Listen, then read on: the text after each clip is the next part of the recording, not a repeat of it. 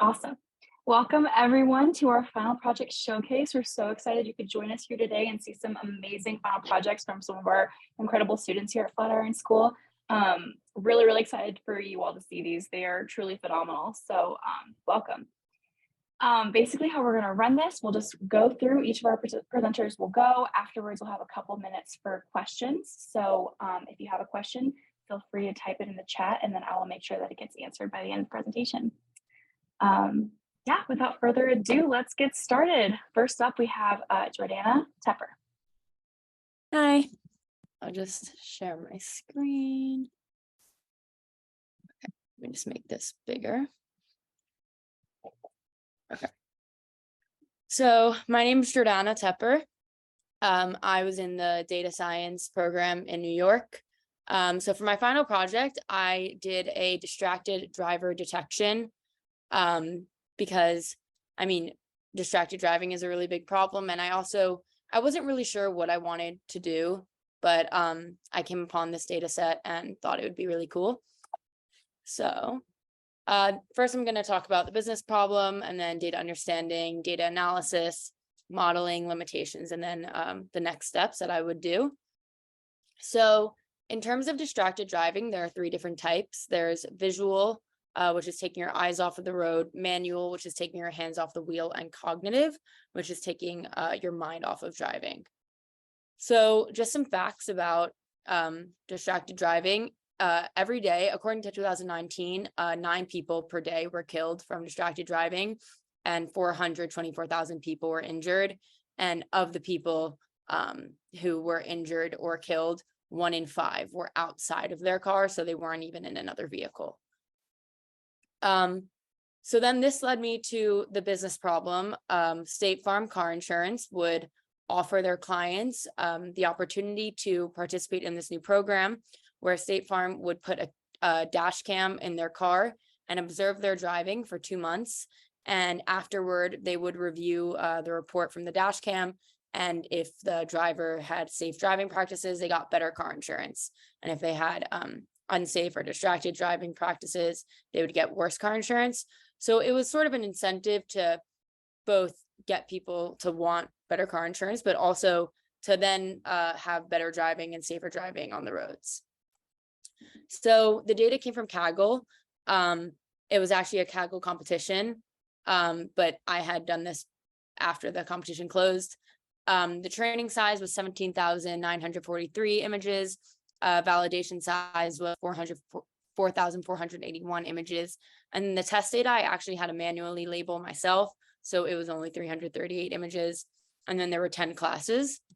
So these are the 10 classes. So safe driving, texting with your right hand, talking on the phone with your right hand, texting with left hand, talking on the phone with your left hand, operating the radio, drinking a beverage, reaching behind, and then hair and makeup and talking to the passenger. So obviously C0 is the ideal class. And this is just an example of what the classes look like. So as you can see, this is the safe driving, and then these are all the distracted driving. So after looking at the different classes, I saw that they were all relatively evenly spread. So there was no need to deal with the class imbalance and do data augmentation, which is creating images to balance it out. And then my modeling process itself, so I did 10 different models. First, I did a convolutional neural network, a baseline one. I did 3 of those. Those were just not working. I was not able to get it to capture what the person was doing. So then I went into transfer learning, which is where ResNet 50 comes in, Inception V3, and VGG16. And then after doing that, I saw that VGG16 was working the best by far. So then I continued to improve VGG16 models by freezing different layers in the transfer learning. So the one that ended up working the best was model 8, which gave me an accuracy of 90.53. And this had all but the last 7 layers frozen. So this is just the confusion matrix. As you can see, the biggest problem was misidentifying people as talking to a passenger when in reality they were safely driving. This is just the visuals. You can see there's a little fluctuation over here. It was trying to figure out what was going on, but eventually it seemed to have made sense of the different pictures. And some limitations, as I mentioned, I had to manually label them because they came unlabeled. So the test data was small, but also it's from a singular angle. So I did test it with other angles, but it is ideal that that dash cam would have to be positioned from that same angle as shown in those other pictures. And then in terms of the next steps, I would obtain a greater amount of labeled test data, build the model on various angles, as well as then analyze if this incentive did work and if people as a result did practice safer driving habits. So essentially just better car insurance to make people want to be a better driver. And then I did make an app for it. Can you guys see that it went to the app? Yes, we can. Okay. So this is what I made using Streamlit. So essentially, I set aside some sample images. So if we were to do class 6, which is drinking a beverage, upload it, enter. So the action is drinking a beverage. The distracted drive, is it distracted driving? Yes. And then this is what I was talking about in terms of the other angle. So for this image in particular, it does work where it's from another angle. It still does capture what's going on, but it's less consistent when it's from the other angle. And yeah, that is my project.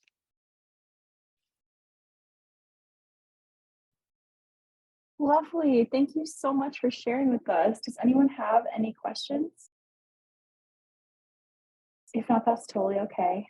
If you want to go ahead and drop your Yes. contact info in the chat.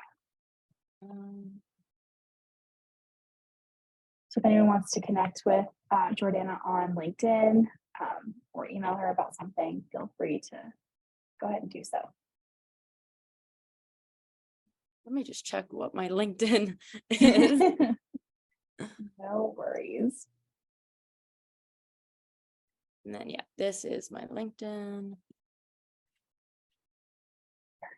Thank you so much for sharing with us.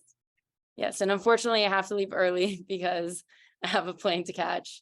But it was very nice to be here and present my project. Thank you so much for joining us. Really appreciate it. Have a safe flight. Thank you. Bye.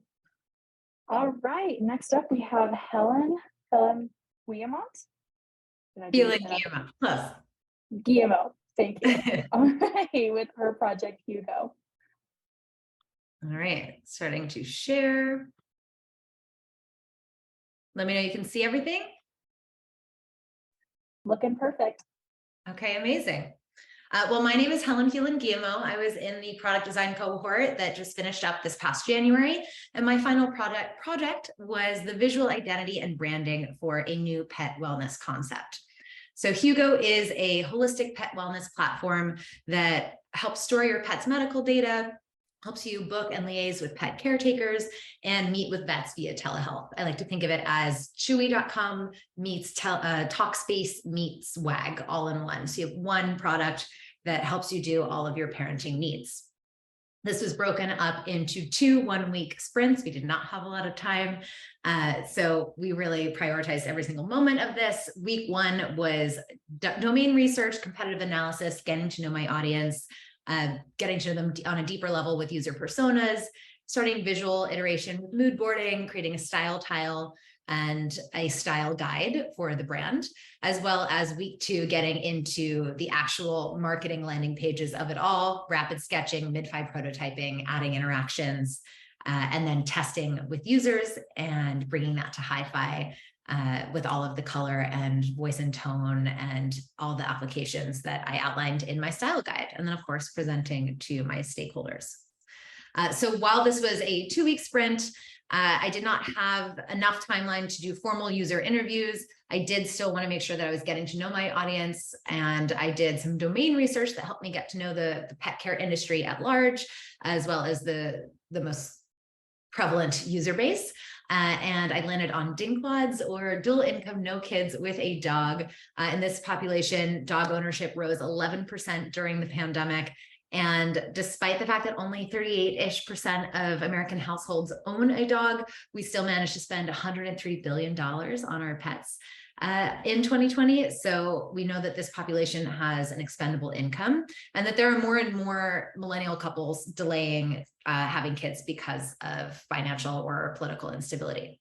Zooming out on that same vein, there's a sociological phenomenon known as the lipstick effect. In times of recession, people are forced to budget, cut down on their big expenses, but they are more likely to splurge on little items, which was really important in sort of pointing me in the direction of where I was going to position Hugo. And this told me that my users would enjoy engaging with a more luxury, sophisticated type of product at this time. And so then I also researched where the most dog parents in the world reside. And it turns out Paris is the global capital for dog lovers, with the most dogs per square mile or kilometer if we're in the EU. And this helped shape the source point for the aesthetic direction of the brand, looking to Parisian fashion and French culture. I did take time to get to know my competitors, and very clearly a color palette stuck out. Everyone was using this cool color palette, presumably to convey calm and relaxation to some of the more tedious aspects of pet parenthood, like paying for more food or dealing with a vet visit and the like. But I did find that it felt a little bit cold, and at times a little bit generic, and none of the competitors were really quite in that luxury space that felt elevated or more highbrow. So this helped me shape my problem statement that my design team of me needed to not just get to know my audience to create a brand style guide, but to make sure that brand style guide feels reassuring and trusted, because this is, at the end of the day, a wellness platform. We're dealing with medical data, conveys luxury and sophistication, because we know that this audience really anthropomorphizes their pets and treats them like human children, and is also enjoyable to use and feels like a product that they really get excited about engaging with at this time. So I looked, of course, to France, knowing that that is the capital of dog lovers. And I settled on 3 adjectives that helped make up the personality of the brand and helped me come up with the name. So I knew I wanted to feel editorial, to feel sophisticated and high fashion and luxurious, trusted because of the importance of being trusted with medical data, and a little bit cheeky because, of course, these are dogs. It's supposed to be fun. We want to make it an enjoyable experience. So once I looked into Paris, looking into French culture at large, I settled on a literary figure to help with the naming inspiration, on Victor Hugo, mixed with Hugh Grant. Victor Hugo for that esteem and reputation, Hugh Grant for that sort of posh but still approachable and cheeky attitude. And Hugo was born because it is a quick, easy name, 2 syllables, easy to remember, but also evokes all of that energy as well. Logo iteration, I looked to Victorian era silhouette portraiture because Victor Hugo was writing at this time. And also because at this time, portraiture was a really accessible way for people to commemorate loved ones.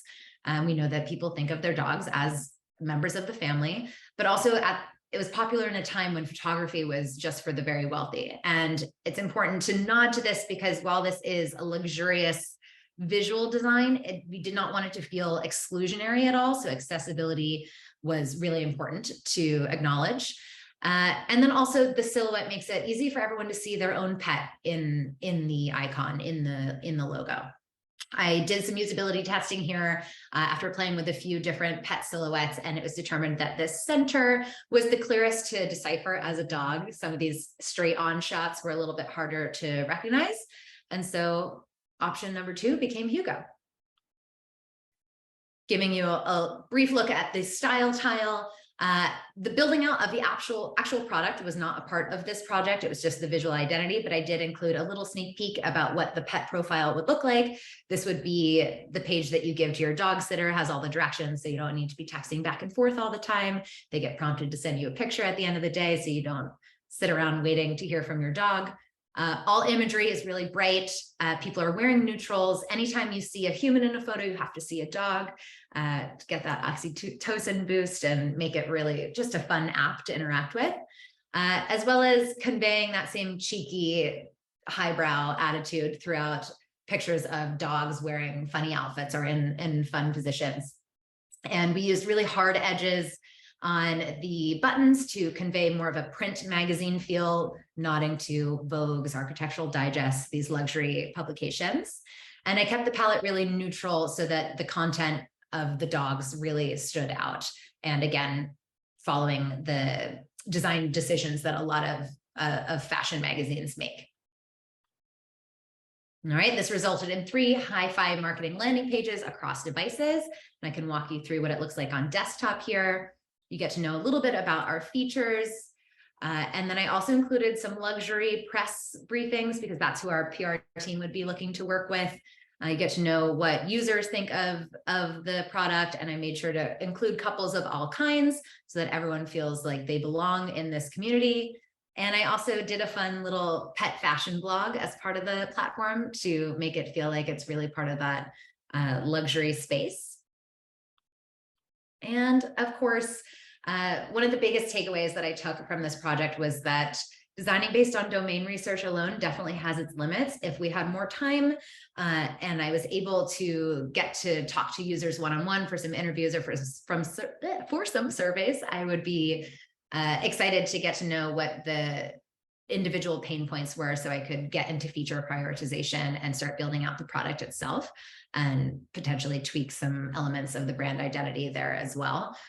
So next steps would, of course, be getting some touch points with actual users, continuing to prototype and test based on that information, launch the MVP, and then get into some partnerships with vet offices, pet insurance companies, and animal rescues so that we can give back to our community of dog lovers and naturally expand into the cat market ultimately as well.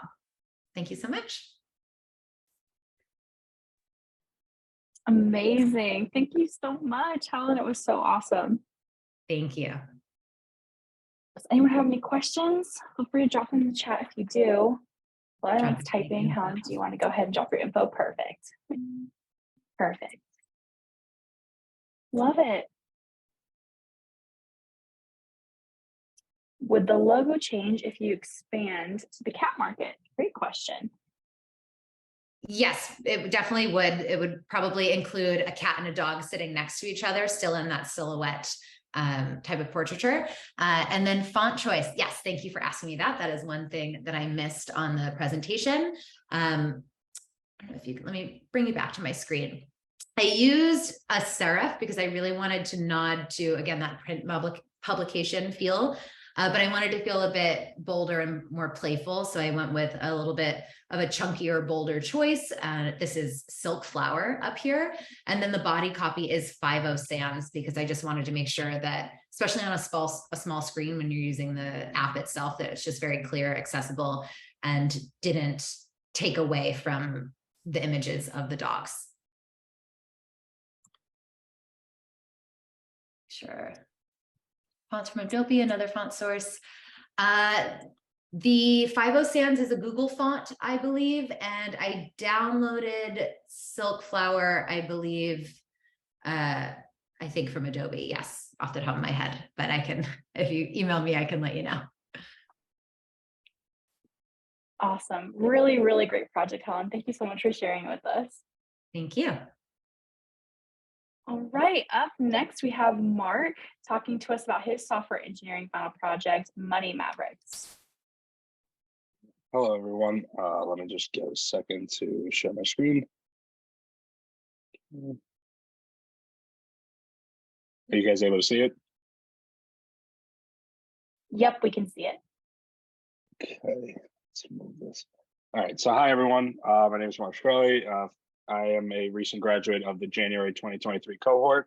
For my capstone project, I decided to create a financial education web app. The main reason I went this route is because prior to joining Flatiron, I spent about 3 years working in the finance industry.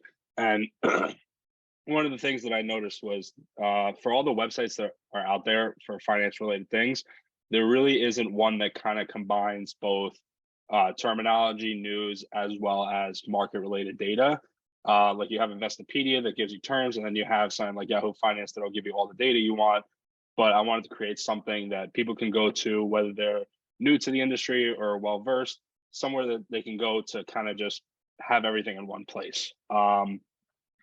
Simple homepage where we're displaying our mission statement, the capabilities of our website, and a little tidbit at the bottom in which we have a note that says, in order to actually have the website capabilities, you need to log in or sign up. For the purpose of the demo, I already went in and signed into my account. And all the way at the bottom of this last line here, we have the credit to the APIs that we had used for all of our data. The first tab that we have here is the stocks tab. If we wanted to look up, let's say Apple, what we type it in, we search it by the ticker, and it runs about 7 API fetches that come and I don't know why the top competitors is not popping up, but it shows information like the company name, company website, profile, industry, market capitalization, things like that. The pricing information is all up to date.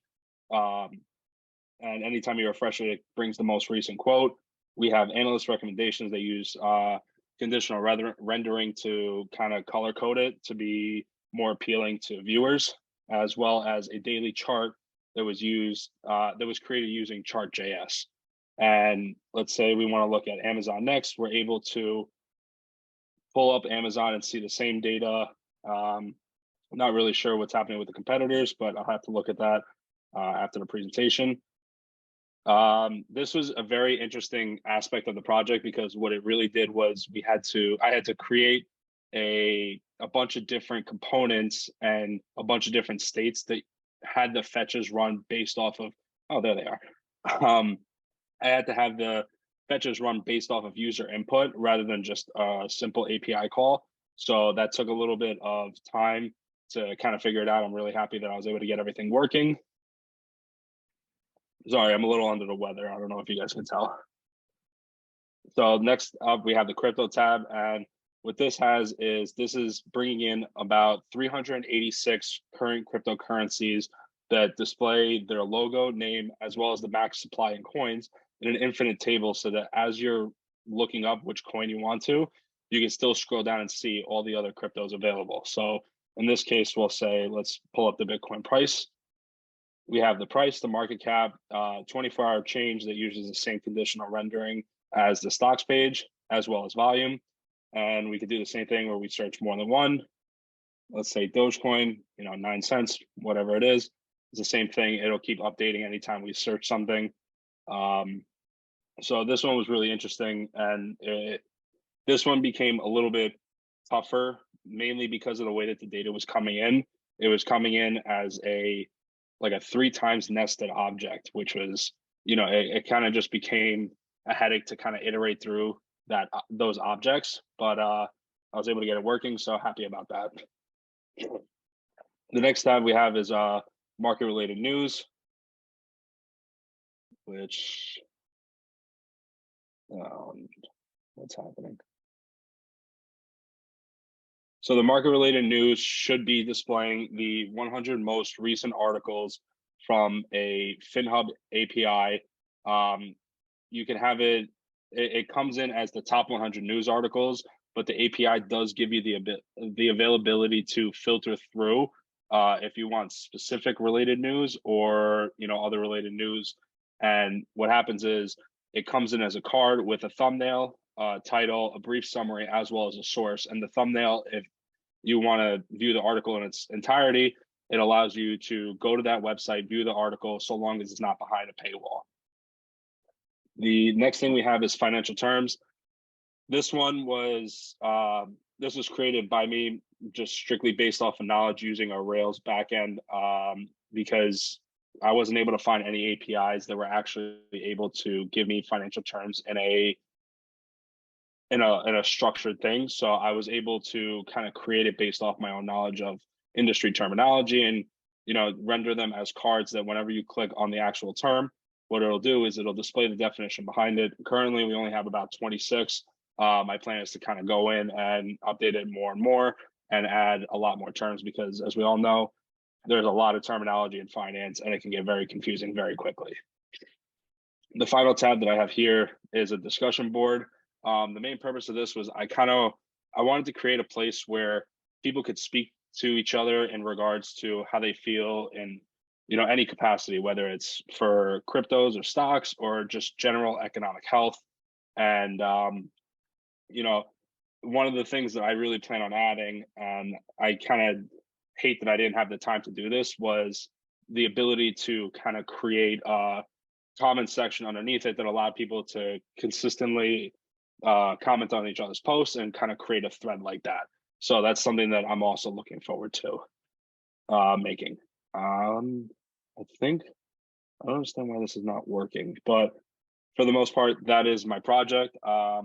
I really wish the market-related news was working. Prior to coming into the presentation, it was working fine. I don't know what happened, but thank you guys for your time. And I'll be dropping in my contact information if you want to reach out to me, any questions or anything further. Thank you so much for sharing, Mark. We have one question. Is the discussion board searchable? So the discussion board is not searchable. The stocks and cryptos tab took me so long to kind of, I don't want to say perfect, but it took me a long time to render it to the way I wanted, that I didn't have the necessary time to actually add the features that I wanted to within the discussion board or, the terminology.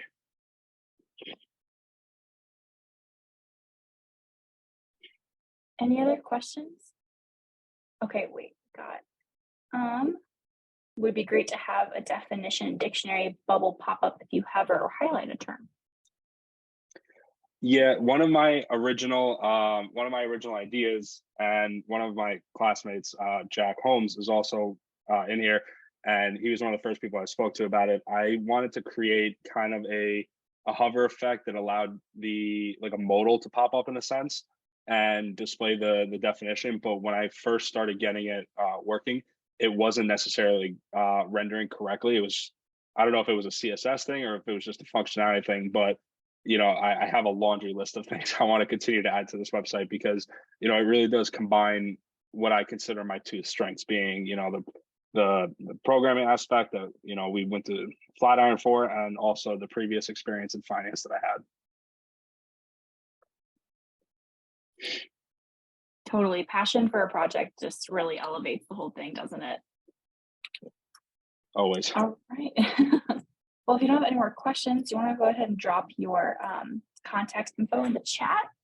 Yep. And we will go ahead and move to Aileen's birder project. Yeah, go ahead, take it away.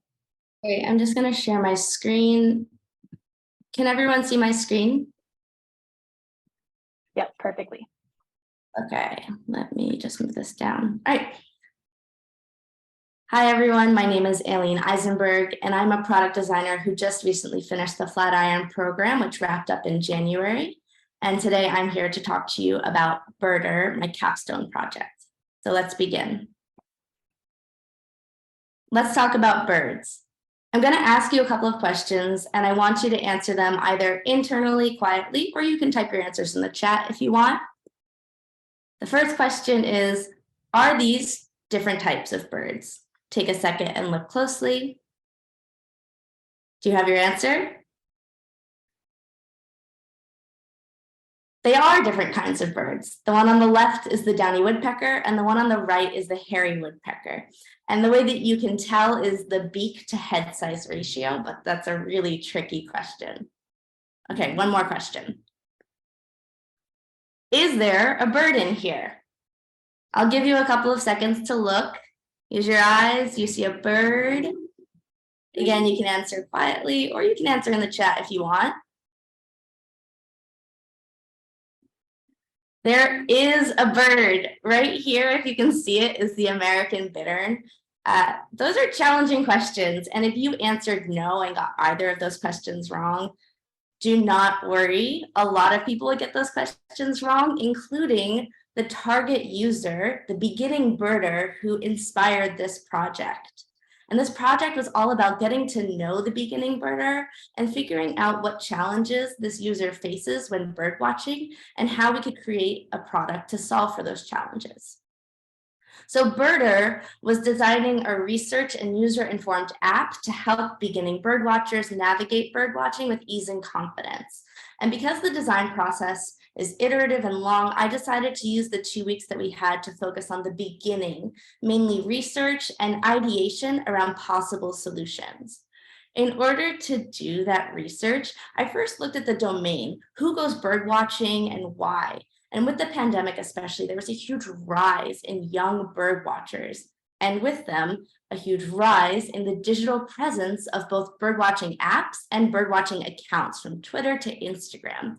So it's clear that there's a market out there for birdwatchers in the digital world. I then did some competitive analysis to see what already exists, what do birdwatchers use? And while there are a plethora of different apps out there, 2 really came to the surface, the first being Merlin and the second being eBird. I then engaged in interviews with 4 different bird watchers, people who had been recently beginning bird watchers, to understand not only how do they use these apps, but also why do they go bird watching. From those interviews, some key insights came about. The first being that bird watchers are really motivated and driven by this sense of joy. They feel like bird watching is a treasure hunt when they can discover birds out in the world. The second being that bird watchers, when they're first getting started, feel a lot of frustration. It can be overwhelming when they don't know what to look for or how to look for different birds out in the world. Think about those pictures I showed you a couple of minutes ago. That's challenging. And the existing products out there do not account for these challenges. Finally, all of the users that I spoke with expressed a keen sense of curiosity about migration seasons and how they can find birding hotspots. So with these insights in mind, I not only had a better sense of what users feel when they think about birdwatching, but who our target user was, that beginning birder hatched into our user persona, Celia Bloom. She is who I was designing for. She's a beginning birder who feels dissatisfied with existing apps. She's attentive, adventurous, and playful. She has a collector's mentality, and she's looking for tools that will help her bird throughout the seasons. To better guide my design process, I came up with this problem statement. Beginning bird watchers need a digital product that will help guide, motivate, and track their bird watching, because it can be overwhelming to know when, where, and how to look for and identify birds when getting started. So to come up with possible solutions for this problem statement, I thought about apps like Pokemon Go and geocaching, which have nothing to do with birds, but everything to do with that sense of guiding, tracking, and motivation. So I'm now going to show you a mid-fidelity prototype of a task flow, a way to solve for this problem.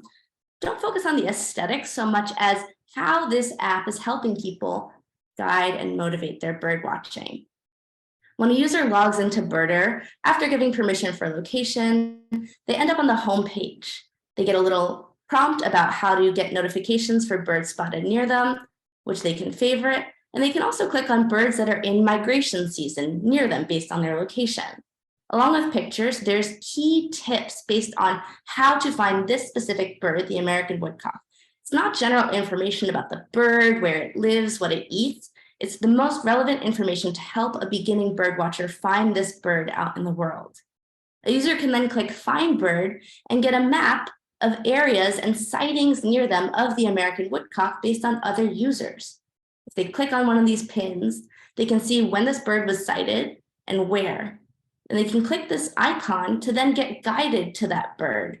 This is again pulling on Pokemon Go and geocaching. And if they don't like the map view, they can click on an augmented reality view, which has nudges based on the bird that they're looking for. So the American woodcock is found on the ground. It has a bobbing walk, so the app nudges them to look downward. If it were a different type of bird, the nudge would be different. Once the user finds the bird, they can add it to their identification, look at pictures to verify. They can plop it on the map so other users can find it, add any notes, maybe a picture if they manage to capture one. And then they get a badge that is added to their profile, touching back on that sense of scavenger hunt, treasure hunt. This is a mid-fidelity prototype, so the next steps that I'm looking forward to are testing with users, doing visual ideation, so adding color and font, and building this out into high fidelity. I'm going to pause here and say thank you so much. I really appreciate your attention. I'm happy to take any questions, and then also drop my contact information in the chat.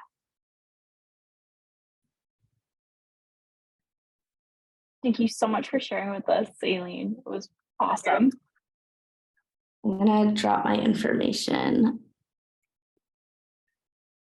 Got one question. If you were a more experienced birder, will you create advanced birding content eventually as well? I would love to. I think the nudging is helpful, especially for beginning, but I think that more advanced birders might be able to help beginning bird watchers if they're unsure about the birds. There might be a community forum. If they take a picture, I think this is this bird, people could like vote, chime in, because really a lot of the times my interviewees talked about you need word of mouth community to really help learn how to identify birds. I'm going to drop my information in the chat. You'll have my portfolio, which is a work in progress. It's brand new. My LinkedIn and my email. Thank you all so much. And I really appreciate the feedback. I'm happy to take any other questions. And then we have one more, I think. Would this be its own social media type thing, or would it link to external birder communities? I was originally imagining that it would be its own app within itself. It would be cool to figure out how to link it to eBird, especially, which is a greater source of just logging birds that you find. It's associated with Cornell. But that doesn't let you search for specific birds. It just shows hotspots on a map, which is what a lot of users were frustrated with. I hope that answered that question. Yeah. Last question. Have you seen a live woodpecker pecking wood? I have. I've seen a pileated woodpecker in New York, which is kind of rare. They're huge, so it was really exciting. Amazing. Thank you so much for sharing with us, Aileen. We really appreciate it. Thank you so much. All right. Next up, we have Jack talking to us about his social media app, Dump. Hi, what's up? I'm Jack. I'm just going to share my screen real quick. All right. Hi, everyone. My name is Jack. I'm a recent software engineering graduate from Flatiron, and this is my capstone dump. All right. So a little bit about me. I'm a New York City in-person campus graduate. I have a background in theater and hospitality, and I'm originally from Bellevue, Washington. Okay, so the idea for Dump sort of came from the recent rise in popularity of the photo dump on image sharing websites that are popular like Instagram. My purpose goals for the project were to encourage authenticity in social media instead of having, profile after profile of carefully curated content. I wanted a clean slate for image-based sharing platforms because I think a lot of the monopoly comes from Instagram and Meta, and everyone's just using one and everyone's on it. And I think it would be cool to have sort of a smaller community that grows from the ground up. And then finally, I wanted to create something that looks very clean and cohesive, but also fun and playful at the same time. And then some of the learning goals for myself was that I wanted to explore cloud-based image storage, specifically with Amazon Web Services S3. I wanted to explore self-join association in the backend with Ruby on Rails, and that sort of would allow for follower and following functionality within the site. I wanted to play with active storage as well, which sort of goes hand in hand with the Amazon Web Service cloud storage. And then a stretch goal, I wanted to work with Socket.io to deliver like real-time notifications. And then before we get into the stack, all right, yeah, here we are. Let's start the demo. This is the login screen for Dump. If you have a profile already, you can log in here. If not, you can sign up if we click here. But I'm just gonna go ahead and use my login.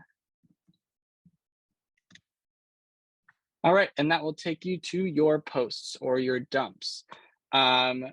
here you will see all of the dumps that you've created with a little description and the title. If you wanted to create a new post or dump, you can click at the bottom here on the bottom left, I believe. And if you would like to delete a post, you can also click on this little button here and delete a post. If we click on one of these, it'll take you to all of the images within your dump. You can click on each one to expand. And the top right corner here, you have a button that will allow for image upload. I will show you that at the end, but let's go to my profile. This is what every other user is going to see. It'll show your profile image, your name, your username, your bio, and then your followers and following count along with your posts. If you would like to follow someone, we can go to the Explore page. All the profiles are searchable. I have only a few because they are all me seeding the data in the back end. But here, let me show you a follow. Let's see, let's follow Matt's here. Looks like he's got a dump full of Ruby on Rails images, which I love. So let's give him a follow. We click here, boom. His follower count has increased to 1. We go to my profile, it's my following count has increased to 1. And if we go to our list of following, you can see that we are now following Matt's. Right now we don't have any followers because the only user currently using the site. Finally, we have settings here, which you can update your profile, including your profile picture. These are where the real-time notifications are going to live once I work more with Socket.io. And then finally, let's go to a post here and upload an image. So if we click on this button here, it'll take us to this modal. We can either drag or click. Let's click.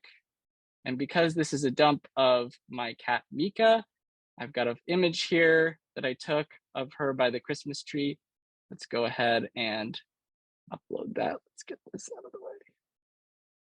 Press open and submit.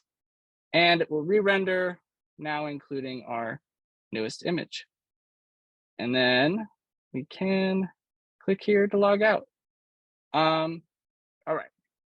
So the tech stack that I used was, it's a React front end with a Ruby on Rails backend. I'd say probably 80% of the styling is Material UI, which is a React design library. All of the image content, so all of your posts, all of your images, all of your profile pictures are all stored on the cloud using Amazon Web Services S3. I used Postgres for relational database management. I used React Router for client-side routing. There was a few React libraries that I used, like use drop zone for file upload, React Medium Image for zooming capabilities. And then finally, we have Socket.io, which I'm still working with to deliver those real-time notifications. Some of the challenges that I faced when I was working on it was minimizing a high volume of page renders at the beginning, just because you're rendering all the projects, you're rendering all of the users, you're rendering your own projects. So there's a lot to do when the app loads. I solved this by using one use effect and asynchronous JavaScript to combine all of the fetch requests to the database. Another challenge was sort of setup and timeout issues with the cloud storage and active storage. And the solution to that was very time intensive, a lot of reading documentation and utilizing dev tools. And then finally, real-time notifications I'm still working with. Something that sort of helped me though was a shift of mindset and saying to myself, okay, yes, I'm presenting my project, but there's always going to be one or two more things that I can improve on. Thank you so much for watching. This is my LinkedIn and my GitHub, which I'll also post in the chat, and I'm happy to answer any questions. Thank you so much. Awesome presentation, Jack. Thank you so much for sharing. Any questions?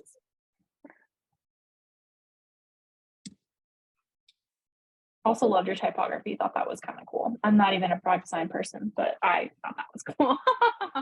Thank you so much. Awesome. Well, if there are no questions, we will go ahead and go on to Duncan, who's going to walk us through his final project, Eureka. Awesome, thank you. Just going to share my screen here.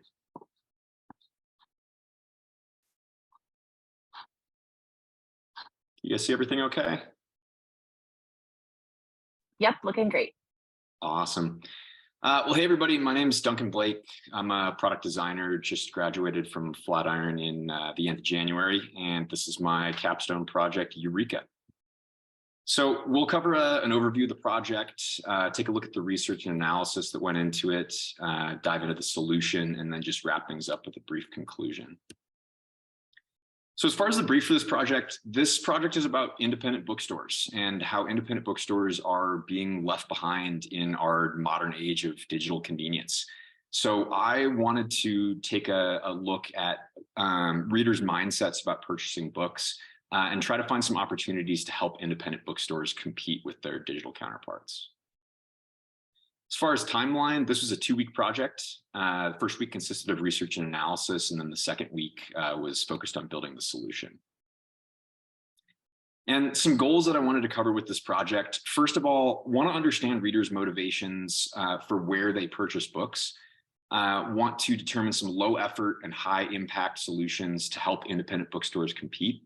And then finally want to identify some opportunities for readers to help support local businesses, ideally while also saving time and money. So let's dive into some research and analysis. Started off with competitive analysis to get a better feel for the domain that I was working in. So you'll see some large players here like Amazon and Barnes & Noble. And then in the middle, you'll see 3 players that are known more for supporting independent bookstores. And a couple gaps in the market that I want you to pay attention to. The first being the lack of a mobile app for those that support independent bookstores. So that's certainly something that we can build towards.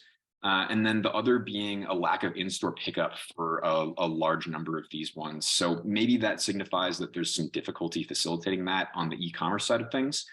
So we'll return to that later. I then did some user interviews, and I want to pull some quotes out here to just help you get a feel for the target user that we're looking at for this. So the first one is Amazon is the evil empire and they're trying to take over the world. So this user's never going to use Amazon. But on the flip side, we have, I definitely use Amazon a lot. We also have, I'm just a big proponent of independent bookstores and I like supporting them. So we have someone who prioritizes independent bookstores. And then also easy delivery and cost effective are things I'm looking at. So what we're seeing here is that there's kind of a split in our user base. So there's 1/2 of our user base that's never going to use Amazon. They prioritize supporting independent bookstores. And then on the other side, we have some users that use Amazon a lot and they prioritize cost and convenience. So I took those interviews through a synthesis process of coding, building out an affinity diagram, and then doing empathy maps for both sides of our user base. And I took all of that information and built out 2 personas. So these represent each side of our user base. We have Carla and Will. So Carla wants to support independent bookstores. She buys independent, she never buys on Amazon, and she really cares about her local community and supporting those smaller retailers. Will, on the other hand, is perfectly happy buying on Amazon. He wants to save money. He likes the convenience of shopping online and getting quick shipping. And the thing about Will is he already has a solution to his problem, and that is Amazon. So what we can do is remove users like Will from our target user base because they already have this problem solved. So now we're just focused on users like Carla who really want to support independent bookstores and are never going to use Amazon to fulfill that need.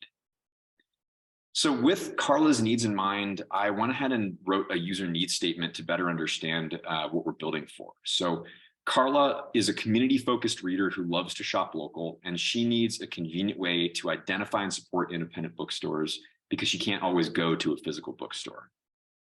But hold on a second. Let's just scope check this real quick. So we have she needs a way to identify and support independent bookstores. So identify seems like a discovery aspect of trying to find these bookstores. And support seems like it might be an e-commerce aspect. And we know from our competitive analysis that e-commerce is a little bit difficult to facilitate, and technically integrating with all of these independent bookstores would be very challenging. So let's see if we have some data that really backs up this identify aspect so we can focus on discovery. Going back to our interviews, I want to pull out two quotes. First is from a user very similar to Carla, saying that bookstores and airports, I think, are all pretty much owned by large chains. And on the flip side, this is a quote from a subject matter expert who works in a bookstore, saying that the bookstores and airports tend to be affiliated with local independent bookstores.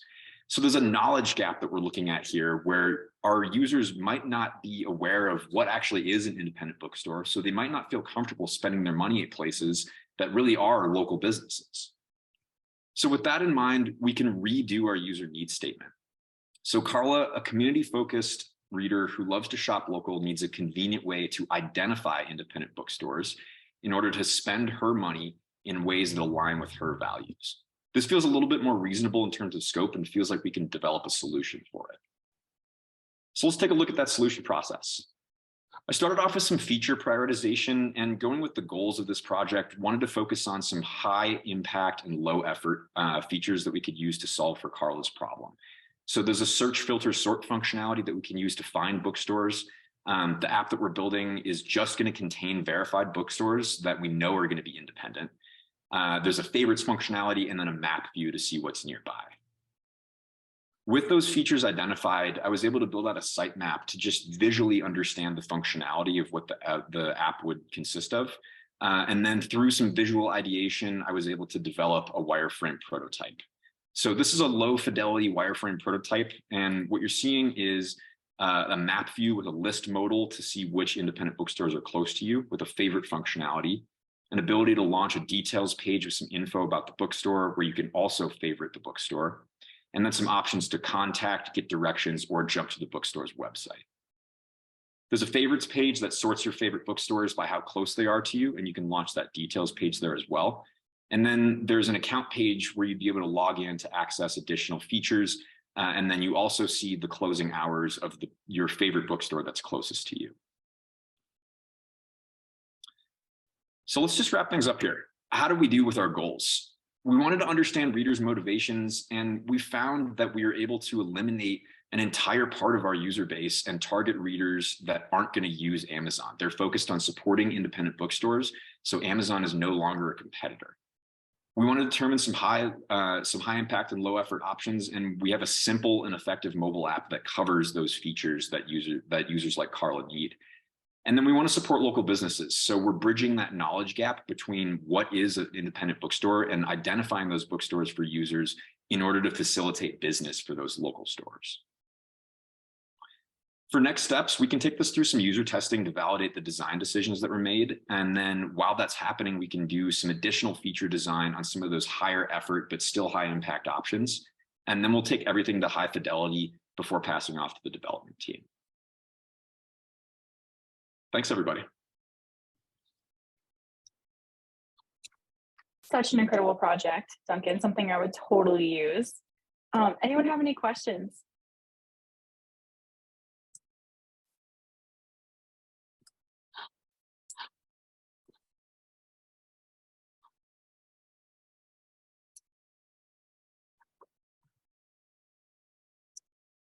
All right. Is this only an app or could it be a website too? Great question. This would also be a website. And I actually did end up building out a prototype for an e-commerce aspect that would be further down the road to handle the other side of things in web form. So yes. I do have a nice cat as well. He's hiding right now. Thank goodness. Amazing. Great. Well, thank you again, everyone, for presenting. Honestly, so lucky we were able to see all your hard work. You guys just did an amazing job. I'm really, really grateful for y'all. Yep, and Duncan sent his contact info. So yeah, thank you all so much for joining us today. someone just asked if the links to these projects will be shared. Yes, we will have the recording shared to this event. And then do you mean the links to the actual projects? Their live projects? Because if you do, I believe most people did share that in their contact, or you can probably find it on LinkedIn or portfolios that y'all shared. Is that correct? Cool. Awesome. Great. Well, I hope you all have a great night, and see you again at another event in the future. And feel free to reach out to any of us on LinkedIn if you have any questions about Flatiron School. All right. Thanks, y'all. Have a good night.